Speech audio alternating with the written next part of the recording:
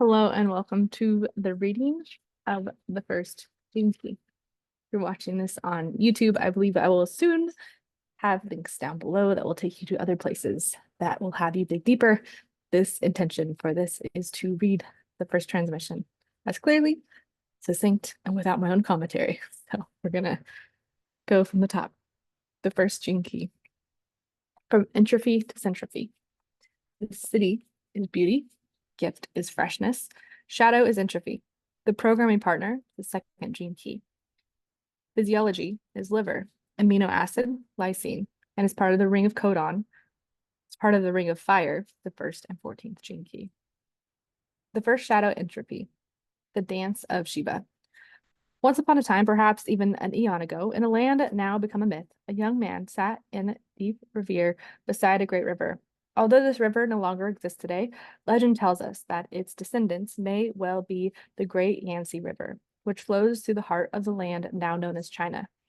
Our young man gazed out upon the soft waves as they lapped the shores by his feet, when all of a sudden a small turtle emerged from the great green mother lode, drawing itself profoundly out of the water, and sat down beside him to share in his gentle contemplation. For some considerable time, neither party spoke, until finally, our young man, evidently on the cusp of some great universal epiphany, exclaimed to the little turtle in a great and wondrous sigh, "Ah, little one, what's it all about then?" Rather to his surprise, the turtle revolved in a half circle and nonchalantly turned its back on the young man, whilst continuing to sun itself lazily and silently. The young man gazed intently at the little creature's back and the intricate interlocking patterns and plates of its shell drying in the spring sunshine. As he gazed, a strange thing began to occur to him, and the more he looked, the more he understood the nature of his question. And so it was that he gave himself up to the moment and gazed with all his heart at the little turtle's back. Slowly, almost imperceptibly, everything began to evanesce and disappear. First the turtle, then the cosmos, and finally the young man himself. It is said that when the young man regained consciousness several hours later, the turtle was gone. Ever since that day, humanity has had a means of understanding every aspect within the universe. It was discovered in the interlacing patterns on a humble turtle's back, and in time it became arguably the most profound knowledge ever discovered by a human being. It became the I Ching. The Chinese I Ching is one of the greatest spiritual books of all time, written down thousands of years ago by a legendary Chinese emperor called Fu Xi. Fuhsi is the spelling. I do not speak Chinese. It encapsulates a binary code that charts all the seasons and cycles of life. In the book, these life processes were measured by a simple code of 6 lines, either male or female, and mixed together in a total of 64 combinations. The very first archetype that was represented, known as the first hexagram, consisted of 6 male lines, all in a column. This archetype was seen as the primary code for all creative life in the universe. Its opposite, the second hexagram, consisted of 6 female lines in a column, and it was seen as the primary code for directing all creative life in the universe. Here, right at the beginning of your journey into your own DNA, hides the greatest secret of all, the secret dynamics of duality. The other thing that we discover right here at the beginning is that in the I Ching, and therefore in life, it is always the women who are in charge! Exclamation point. As you enter more and more deeply into the mysteries of the Gene Keys, you will gradually begin to understand what it truly is meant by the statement, or what is truly meant by the statement. The I Ching is a mathematical mirror of the genetic code, and one can actually reduce all 64 archetypes down to 4 essential principles. These are captured at the beginning and at the end of the I Ching sequence itself. First and second Gene Keys, and 63rd and 64th Gene Keys. These 2 pairs are rather like a prologue and epilogue of the great book itself. Upon these 4 principles, or pillars, life is built. The lower frequencies of the first Gene Key, the first shadow, is captured perfectly by the word entropy. A simple definition of entropy is a measure of the disorder or unavailability of energy within a closed system. More entropy means less energy available for doing work. The modern physics and the law of thermodynamics are based upon the basic perceived law of entropy. According to what we can see through the mind, the universe appears to have a single direction. It moves from order to chaos. This first shadow keeps the entire planet living at a low frequency level. It is like a blanket thrown across our civilization. According to our mind, we cannot do anything about entropy. That is our chief problem. Human beings do not generally accept themselves, and when you convert entropy into human feeling, it becomes a kind of deep numbness or sense of gloom. Entropy is in effect the opposite of love. If we learn anything from these two primary gene keys, it is about the nature of duality itself, which is that life cannot exist without polarity. The entire notion of the spectrum of consciousness at the heart of the gene keys revelation depends upon the polarity of the shadow at one end of the spectrum and the city at the other. Each gives birth to the other. Entropy is a black hole to creativity's white hole, and this first gene key is about creativity. The secret of harnessing creativity actually lies in the first shadow. In fact, the secret of every gene key in this book lies in harnessing and accepting the energy latent within each of the 64 shadows. In grasping this fact right here in these two primary gene keys, you truly prepare yourself for the voyage to come. What is the meaning then of entropy in your life? As was just mentioned, entropy manifests in human beings as numbness, and this numbness is actually an extremely fertile state of awareness. First of all, you have to understand that it is a chemical state, and secondly, it comes on suddenly and accepted and fully embraced. It passes just as suddenly. Entropy and creativity are an eternal dance played out within the universe we inhabit. Many mythologies have captured this dance. The dancing figure of Lord Shiva from the Hindu pantheon is just one of these figures whose dance both destroys and creates all that exists. We do not know exactly why we humans feel gloomy on certain days and happy on other days, despite our thousands of theories.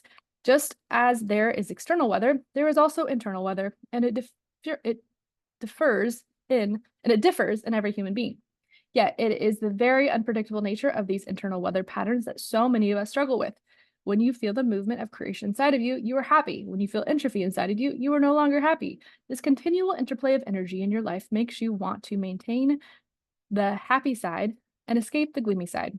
Herein lies the greatest flaw in your nature and the distortion of the true energy of entropy into depression. The first shadow appears in your life whenever you feel flat or sad or low. This is a chemical process that the body enters into, and if you try to comprehend it, find a reason for it, or worse of all, try to fix it, then the natural process will not complete itself cleanly.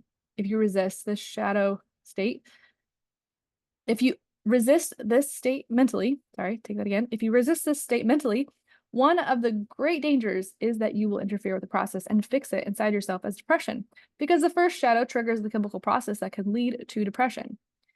Most depressive states are the result of resisting certain shadow frequencies within our genetic makeup. Depending on your individual genetic predisposition, you may be more or less prone to feeling low than others. Generally speaking, the more creative a person you are, the more deeply you are affected by this kind of melancholic chemistry. The state of entropy is rather like a vacuum state. Your system is recharging, so the energy within you withdraws into a kind of stasis. The resulting feelings or lack of feeling and or enthusiasm provide a delicate environment for something quite special to occur. You're patient enough to allow it. This something is the creative process. In other words, your low energy means that something intangible is gestating inside of you, even though you cannot see it. Only when the state mutates to its expressive stage will you see what the process is about. These low times in your life are therefore very special times, and they generally require aloneness and withdrawal in order for the seeds sprouting inside of you to germinate. The worst enemy at such times is an interference from your own mind, or indeed someone else's mind, wondering what is wrong with you. The programming partner of this first shadow is the second shadow, dislocation, which can only further worsen your state of mental turmoil if you try to intellectually understand what's happening to you. The second shadow tends to fuel the fire of your anxiety, since it gives you the feeling that everything is out of sync with the whole, even though this is not the case. Because of this first shadow, humanity as a species is not nearly as creative as it could be. The reason for this is the weight of the collective denial of the natural phases of entropy that individuals experience. The shadow can only be resolved and accepted at an individual level, which takes a great leap of courage, patience, and trust. When you suddenly find yourself blind and lost, the best thing to do is stay still and allow it to pass gently through your system, giving it the minimal mental attention. This deep acceptance of entropy as natural in your life will eventually allow you to unlock its true potential and in time transcend it entirely. The repressive nature of this energy at the shadow frequency is depressive. The introverted nature of this shadow inevitably leads to depression. States of depression can be caused by the freezing of a low frequency emotional state due to mental collapse rooted in fear. Once fear takes over the physical system, the entropy goes on pulling more and more energy away from the surface of one's life. Such state can occur at different levels. Some can be permanent, others sporadic. Some can leave one bedridden, others can simply take away the luster in one's eyes. Once a depressive state has been fixed, it can only be broken by the individual and without help. The individual must face down the very fear that caused the depression and shift the frequency of their attitudes on all levels. The reactive nature, frenetic. The reactive side of the shadow manifests as a frenetic urge to escape the way one is feeling at all costs. Instead of moving in harmony with entropy by closing their doors and being alone, this person immediately increases their activity and connects with others. They become frenetic in their bid to suppress what is going on inside of them and can become engaged in wild schemes or locked in monotonous patterns that quickly undermine their health. Such people put themselves in great danger because they are moving in the opposite direction from the chemistry of their body. Their urge to escape their feelings opens them to all kinds of illnesses in their body that would otherwise never have troubled them. Onto the gift. The first gift is freshness, the beauty of melancholy. In most of the ancient creation myths, one of the first manifestations of light or of life is seen as light. In the Bible, in Genesis, this is forever implanted in the Western psyche through the clarion call, "Let there be light." This first gift is rooted in this notion of light as the manifestation of creative energy in the universe. One of the other common creation myths is based upon sound captured in the words above, spoken out loud by God in the Bible. Here in the first gift, we have the bringing together of these two essential principles of light and sound. The third great symbol of creativity unites these two principles through the symbol of fire.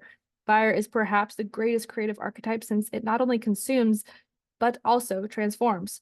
While the second gene key indicates your true direction in life, its programming partner, the first gene key, provides the actual energetic thrust to get you there. Every time an individual moves cleanly through their lower frequency chemical processes, they reenact this creation myth. Out of darkness, suddenly light emerges. And as if by magic, the low frequency field switches and is experienced as joy.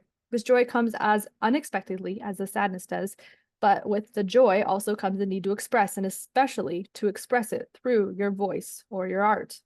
This first gift is called the gift of freshness because whatever emerges out of this numbing chemistry field is absolutely new. Every word of every gene key is highly specific, and the word freshness is different. For example, from the word newness, freshness conveys aliveness, as though it refers to something burning with an inner fire. This is exactly how people empowered by the first gift express themselves, as though surrounded by a halo of something brought with them from another world. This first gift can perform wonders within small organizational groupings. As you raise your frequency through the gift, you become a person likely to be singled out by others as a natural born leader. At the same time, you'll find yourself reluctant to assume any leadership role since you are not in the least bit interested in being followed by others! Exclamation point. All of the first gift of freshness really wants is to express itself fully through you so that you can enjoy watching the impact you have on others. As this gift awakens inside your DNA, you will find that you automatically inject life and light into any group of people you're a part of. For these reasons, it is the domain of the family, compact team, or intimate group where the first gift is designed to excel. Freshness is a gift that needs the right environment in order to bloom. It needs open-minded people who give you center stage exactly when you need it. After the fresh energy has been released and your creative impact has been felt, you will usually need to retreat as quickly as possible in order to not spoil the power of your release. Your secret lies in the knowledge that fresh flowers soon wilt. For just as your light can't infiltrate any group bringing inspiration and joy, so can your melancholy equally draw energy away from this very same group. The gift of freshness relies on one immortal truth. Creativity can never be controlled. It simply comes when it comes, and when it is absent, there is nothing to do. Say that again. When it is absent, there is nothing for you to do but wait and relax. Through the codon ring, known as the Ring of Fire, this first gene key is chemically bonded to the 14th gene key, whose shadow is compromise. When your creative fire is burning, everyone wants to gather around you and partake of your warmth and inspiration. But when your fire dies to a mere flicker, it is as though you become unnoticeable. If you then try to rekindle your creativity through force of will, you will only end up making huge compromises, both with yourself and with others. For you, life is either fully engaged or completely at rest. If your life is marked by such a creative pulse, you will probably have a strong genetic activation within this first gene key. as you are here to dissolve the first shadow by being a living example of the unpredictable power of the creative process. Your true power lies in your ability to be alone with yourself and to trust in the power of your own uniqueness and timing.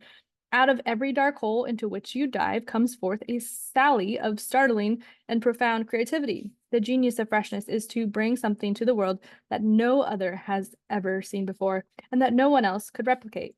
That is the very first gene key in the book of life inside of you, as that the very first gene key in the book of life inside you is dedicated to creativity speaks volumes about the human species as a whole. We are designed to overcome the shadow states inside us so that our true genius can emerge and we can add our spirit to the world. It is through individual creativity that all disease and negative patterns will eventually leave the planet. This is the true meaning of freshness, to be a clear vessel for the creative process so that evolution can move through you and find its way towards a permanent state of eventual love, beauty, and unity. The first city, beauty, the Promethean fire. As we have seen, the first gift is rooted in the power of light and fire. Here, at the Siddhic frequency, this light is all that exists, and it shines through a human awareness. It becomes what we call beauty. Beauty is the reason for life, and life is the reason for beauty. As one of the four great pillars of the cosmos, whenever the city blossoms within a human, that person's life becomes a symbol of a directional shift within humanity as a whole. Therefore, it has a great importance within the genetic matrix, even at the gift frequency. These four cornerstone gene keys mentioned earlier, the first, second, 63rd, and 64, at their highest level represent a divine archetypal foundation that has been sensed by many different cultures and is embodied in the mythical literature of many different pantheons. These four principal energies are known to the Kabbalists as the Hayath Hath Kadash, or four holy creatures, and are also embodied in the Tetragrammaton, the so-called mystical name of God. The ancient Gnostic traditions worshiped them as our four elements. Native Americans knew them as the four directions, and the Egyptians carved them into the figure of the Sphinx. The Chinese universal principles that underpin the entire foundation of life in our cosmos. Say that again. The Chinese I Ching, which is a keystone of the 64 gene keys, has at its foundation the four bigrams, universal principles that underpin the entire foundation of life in the cosmos. In our genetics, the principle of these four archetypes is reflected in the four bases, the four key letters out of which all genetic language is created. In light of all these correlations, we can see the great importance of the first city to our species as a whole. In human beings, the first city is beauty. And as with all cities, it is also reliant upon the programming partner of the second city, unity. Beauty lies in the unity of all. True beauty, when manifested and realized in the human being, presupposes a state of union with the totality. This union or oneness is not like anything you can imagine. Its beauty lies in the fact that it is simply so natural that it cannot be expressed. Every time it has been expressed, it has been misunderstood. The only way to understand the Siddhic state is to die into it, and that means you must die into beauty. The moment we humans look at something or feel something and proclaim it as beautiful, we have divided from it and left the state of unity. This is not true beauty, although obviously it has its reflections on the lower planes. True beauty is emptiness. There is no one to comprehend it and nothing to feel it.